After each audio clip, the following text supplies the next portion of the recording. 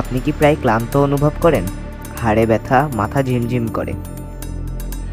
আমরা অনেক সময় ভাবি এগুলো সাধারণ সমস্যা, কিন্তু জানেন কি এই সমস্যার পেছনে লুকিয়ে থাকতে পারে ভিটামিন ডি আর ভিটামিন বি এর ঘাটতি। আজকের ভিডিওতে আমি সহজ ভাষায় বলবো ভিটামিন ডি কি, ভিটামিন বি কি, এগুলোর উপকারিতা কি, অভাবে কি হতে পারে, আর বাংলাদেশের বর্তমান পরিস্থিতিতে এগুলোর গুরুত্ব কতটা।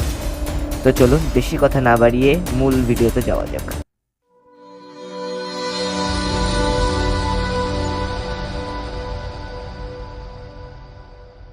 আমরা আজকে প্রথমত কথা বলবো ভিটামিন ডি কি এবং কেন দরকার।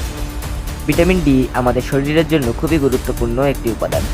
এটি মূলত সূর্যের আলো থেকে আমাদের শরীরে তৈরি হয়।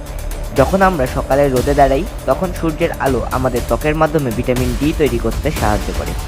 এবারে আমরা আসি ভিটামিন ডি কী করে। প্রথমত এটি ক্যালসিয়াম শোষণে সাহায্য করে, মানে আমরা যতই দুধ বা ক্যালসিয়ামযুক্ত খাবার খাই, ভিটামিন ডি না থাকলে শরীর ঠিকমতো তা কাজে লাগাতে পারে না। দ্বিতীয়ত এটি হাড় ও দাঁত শক্ত রাখে, এবং সর্বশেষ তৃতীয়ত রোগ প্রতিরোধ ক্ষমতা বাড়ায়। আগের দিনে মানুষ মাঠে কাজ করত, রোদে থাকতো, তাই স্বাভাবিকভাবেই ভিটামিন ডি পেত। এখন জীবনযাত্রা বদলে গেছে। এবারে আসি ভিটামিন ডি এর অভাবে কি হয়। যদি শরীরে ভিটামিন ডি কমে যায়, তাহলে যে সকল সমস্যা হতে পারে তার মধ্যে রয়েছে হাড় দুর্বল হয়ে যায়, শিশুদের ক্ষেত্রে রিকেটস হতে পারে, বড়দের হাড়ে ব্যথা ও পেশিতে দুর্বলতা, সহজে অসুস্থ হয়ে পড়া। অনেকেই সবসময় ক্লান্ত লাগে, কিন্তু বুঝতেই পারেন না আসল কারণটা। প্রতিদিন মাত্র 15 থেকে 20 মিনিট সকালবেলায় রোদ আপনার হাড়কে রাখবে শক্ত আর শরীরকে রাখবে সচল। এবার আসি ভিটামিন বি কি। অনেকে ভাবেন ভিটামিন বি একটা মাত্র জিনিস। আসলে ভিটামিন বি হলো একটি গ্রুপ, যাকে বলা হয় বি কমপ্লেক্স।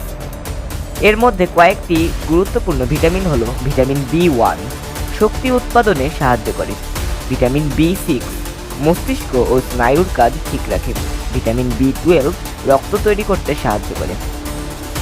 এখন আমরা জানবো ভিটামিন বি এর অভাবে কি হয়। ভিটামিন বি এর অভাবে যে সকল সমস্যা হতে পারে তার মধ্যে রয়েছে দুর্বলতা, হাত পা ঝিনঝিন করা, রক্তশূন্যতা, মনোযোগ কমে যাওয়া, স্মৃতিশক্তি দুর্বল হওয়া। বিশেষ করে ভিটামিন বি12 এর অভাবে অনেকেই দীর্ঘদিন বুঝতে পারেন না যে সমস্যা হচ্ছে। বাংলাদেশে অনেক খাবার প্রধানত ভাত নির্ভর।